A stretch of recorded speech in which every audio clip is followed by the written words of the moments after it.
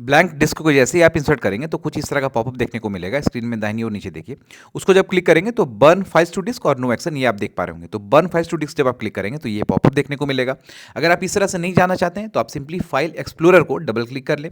Double click करेंगे इस तरीके से आपको दिख रहा होगा, दिस पीसी पे क्लिक करें और आपका सीडी ड्राइव यहाँ पर शो कर रहा होगा। इसको जब डबल क्लिक करेंगे आप तो इस तरीके से अगेन वही पॉपअप देखने को आपको मिलेगा।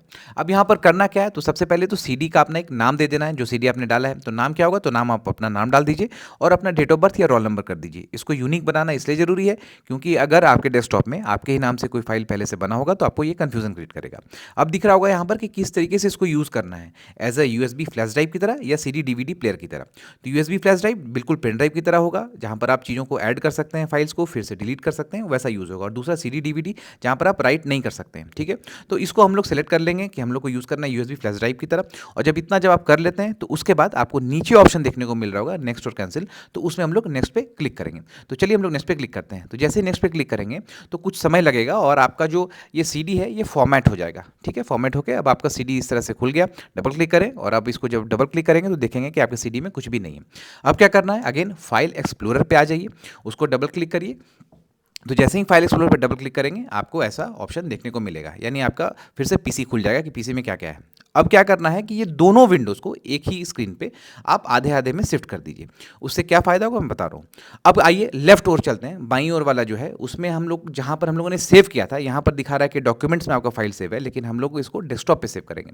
उसके बाद इसको सेलेक्ट कर लेंगे, यहाँ पर मल्टीपल फाइल्स को ये सेलेक्ट कर रहा है। आपने बस एक ही फाइल वहाँ पर टाइप करके रखा होगा, इसलिए आपको बस एक फाइल को सेलेक्ट करना है।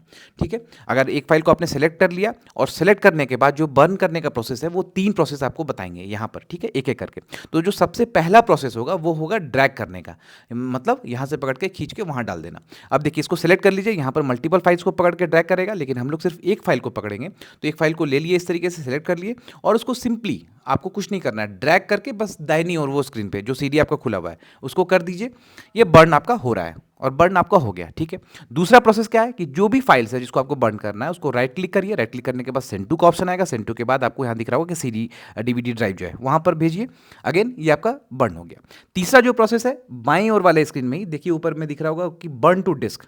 अब यहाँ पर क्लिक करिए, बर्न टू डिस्क हो गया और अगेन इस तरह से भी वो बर्न कर रहा है। यहाँ 3 चीज़ें आपको दिखेंगी, डिटेल्स आपको पूरा पता चल रहा होगा। अगर आप चाहें तो बीच में ही इस प्रोसेस को आप रोक सकते हैं और अगर आप चाहें प्रोसेस को रोक दिया आपने और अगर आप चाहें तो इसको फिर से आप डिलीट भी कर सकते हैं, जो क्रॉस वाला आपको दिख रहा होगा। ठीक है, तो ये 3 तरीके से आपने सीडी को बर्न कर दिया। यहाँ पर अब किसी प्रकार का कोई आपको इशूज़ नहीं है। ठीक है, जैसे आपने बर्न कर लिया, अब आपको क्या करना है कि आप सिंपली दिस पीसी में चले जाइए, वहाँ पर आप राइट क्लिक करके इजेक्ट पे क्लिक करिए और आपका सीडी बर्न हो चुका है, सीडी निकल गया बाहर।